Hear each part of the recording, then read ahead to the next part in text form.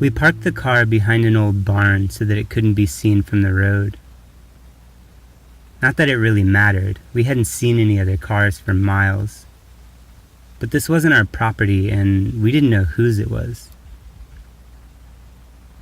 When I got out, I clicked on my flashlight and began shining it into the barn through a crack in the boards. Despite the fact that the entire structure was leaning to one side and parts of the roof were missing, it still had all kinds of old, rusty tools clinging to the wall above a dust-covered workbench. By this point, I noticed that my friend Andy was already making his way through the weeds toward the house, so I started to head that way too, not feeling particularly comfortable with the idea of being alone next to this creepy barn. We had passed this old abandoned property multiple times. It sat along our drive out to the lake where we used to go swimming each summer. Every time we saw it, we'd talk about how much fun it would be to sneak in and check it out. So there we were. I finally made it over to the back door, which was slightly opened already. The house seemed massive from that close and felt almost imposing to look up at. There were gaps in the wooden siding, and a couple of the windows were busted out, but it was otherwise in good shape considering how old it was. It looked like it was from maybe the 40s or 50s. Neither of us had said a word since we got out of the car and had been walking quietly and deliberately the whole time.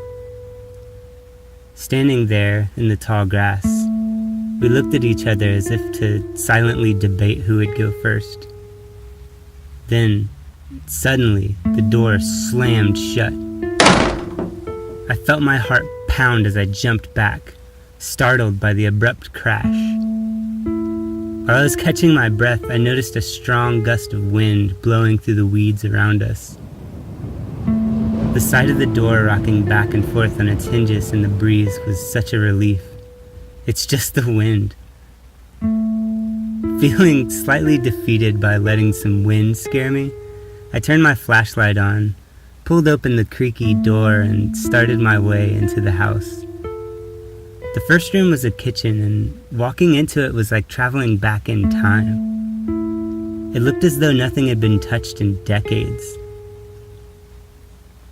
One of the cabinet doors was tilted on its rusty hinges, but the dishes inside were still sitting there, stacked on the shelves. I wondered why someone would just leave all of this stuff in the first place. Continuing down a hallway led into a large living room that connected to a set of stairs. We decided to start by exploring up there first. One of the rooms upstairs gave a nice view of the front drive, but otherwise there wasn't much to see. The rooms were more empty and seemed less lived in than downstairs. As soon as we came back down, we heard something beneath us. A splash. It sounded like someone had tossed a small stone into a pool of water below the floor. I don't normally get scared in places like this, but the thought of there being water below us gave me chills, and the decaying floor we were standing on did not help at all. The last thing I wanted was to end up falling into some flooded basement, in the dark, all the way out here in the country. But we had to see what the basement looked like, especially if it were full of water like it sounded. So we looked around and eventually found the door. Sure enough, it was completely flooded, with only the top 4 or 5 stairs sticking out of the water. Bits of wood and other debris floated on top. We probably just dislodged some of it when we came downstairs. At this point, most of the creepiness from the house was gone, and the only thing that scared me was the thought of the floor collapsing into this deep, filthy pool. Andy also seemed ready to get out of there, so we walked back down the main hall toward the door. Before we made it out, we heard it again. Another splash. But this one was different. It didn't sound like an object falling into the water. It sounded like something moving through the water. We both froze there in the kitchen.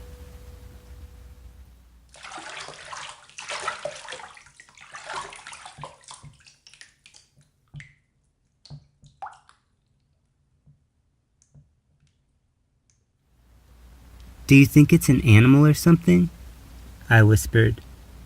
Andy nodded his head yes, but the look in his eyes didn't seem so sure. We could still hear movement in the water, along with a dripping. And then there was a thud. And another thud. It was the sound of footsteps coming up from the basement stairs. After a panicked glance at one another, we both sprinted out the back door to the car. As soon as we were both in, Andy floored it down the drive. I looked back at the house the whole time, but it was too dark to see anything. We never really talked about it again after that night, but I know what I heard, and to this day I still have dreams about someone or something stepping out of that dark, murky water.